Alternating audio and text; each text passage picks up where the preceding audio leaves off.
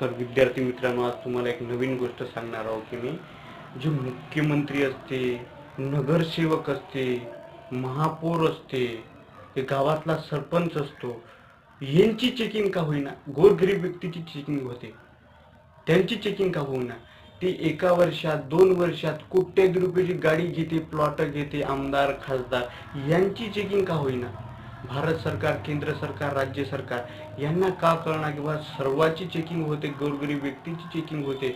तर आपले जे मुख्यमंत्री, महापौर, नगर परिषदेचे अध्यक्ष, सदस्य हे एका वर्षात कोट्याधी रुपयाची गाडी घेते. मुख्यमंत्री किती पैसे छापून बसलेले आहे, यांची चेकिंग का होईना. तर हे सर्वात महत्वाचे आहे की कळायला पाहिजे व्यक्तीला, तरुण व्यक्तीलाच कळायला पाहिजे की बा यांची चेकिंग का होईना. याच्यासाठी सर्वांनी लक्ष द्या. काय करते सरकार, कोण काय करत आहे. 6 महिन्यात, एका वर्षात नगरसेवक किती रुपये कमवते, कितीची गाडीमध्ये फिरते, हे सांभाळून घ्या. पहिले बघा, नंतर मला सांगा. मी बघलेला म्हणून तुम्हाला सांगितलं. बघा, तरुण जागे व्हा. आपल्याला करायचे आहे कष्ट, म्हणूनच आपण इथं नाही. असं नाही की आपण भारताचं सर्वोपरी आहोत, सार्वभौम. Doctor B.R. आंबेडकरने म्हटलेलं आहे आपल्याला बोलण्याचा संधी आहे कलम 19 अनुसार खतम.